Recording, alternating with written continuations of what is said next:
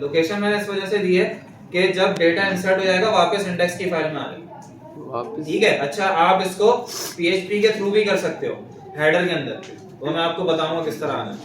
अभी मैंने जावास्क्रिप्ट से किया सिंपल अलर्ट चलवा के उसके बाद मैंने कहा कि लोकेशन बता दो कहां पे आना है, index.php पे वापस आना इंसर्ट करके। ठीक है। उसके बाद फिर हम आते हैं वापस इंडेक्स के अंदर। अरे यार इसको अब हमने फॉर्म वाला इंसर्ट वाला काम कंप्लीट कर लिया।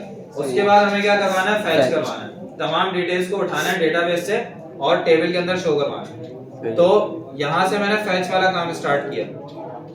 इसी के ऊपर जो टेबल मैंने बनाया था बूटस्ट्रैप से, वो टेबल आप सिंपल बूटस्ट्रैप से उठा सकते हो। सिंपल ये हेडर्स हैं उसके टेबल के, यहाँ तक फर्स्ट नेम आएगा, लास्ट नेम आएगा, ईमेल और पासवर्ड, और उसके बाद नीचे आपकी जो इन्फॉर्मेशन होगी डेटाबेस से उठ के आएगी वो। अच्छा, हो किस तरह रहा है काम, फैच डेटा का एक मैंने वेरिएबल बनाया, उसके अंदर सिंपल सेलेक्ट की क्वेरी चलाई कि सेलेक्ट करके लाओ तमाम डेटा, ऑल डेटा, कहां से, यूजर डेटा से। ठीक है। उसके बाद MySQL क्वेरी क्या काम कर रही है, रन करेगी क्वेरी को डेटाबेस से। ठीक है। और मैंने कहा कि अगर रिजल्ट चल जाता है, इस मर्तबा एक दूसरा फंक्शन लगाया MySQL numRows का मतलब क्या होता है कि अगर एक भी नंबर ऑफ रॉ मिल गई डेटाबेस के अंदर तो उसको क्या कर दो, लाके दिखाओ।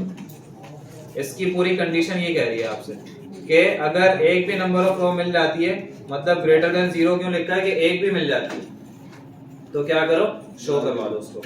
तो शो करवाने के लिए हमने क्या किया, यहां से numRows किया, इसको हटा देता हूं मैं, इसको मैंने सिंपल प्रिंट करके दिखाया था आपको।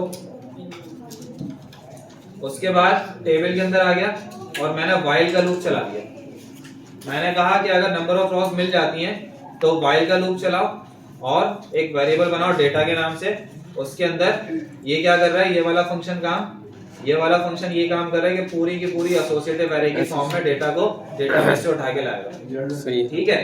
क्योंकि रिजल्ट में आपकी जो है वो नंबर ऑफ रॉज आ रही हैं, उसको एसोसिएटिव एरे के अंदर कन्वर्ट करेगा और डेटा के अंदर लाके स्टोर करवा देगा। ठीक है। और फिर आप डेटा के थ्रू एसोसिएटिव एरे की एक एक की को कॉल करोगे, उसकी वैल्यू आपके पास उठ के आ जाएगी। समझ में आ गई बात। तो इस तरह से आपके पास ये टेबल शो हो रहा है, जो कि मैं भी दिखा देता हूं। सर एक दफा सबका बताइएगा। MySQL फैच सॉक ये करता है कि एसोसिएटिव एरे उठा के लाता है डेटाबेस से, एसोसिएटिव एरे की फॉर्म में उठा के लाता है डेटाबेस से डेटा।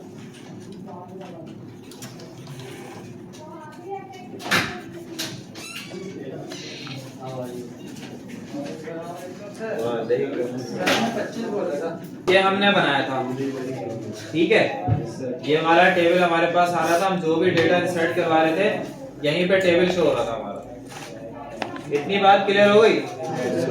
अच्छा, अब इसी टेबल के अंदर हम एक लिंक बनाएंगे अपडेट का और एक लिंक बनाएंगे डिलीट का, कि जब अपडेट पे क्लिक करें तो इंफॉर्मेशन हमारी क्या हो जाए, सारी अपडेट हो जाए, और जब डिलीट पे क्लिक करें तो डिलीट हो जाए।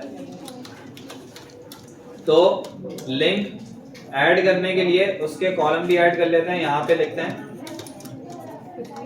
अच्छा, ये वाली बात है सबको क्लियर हो गई ना?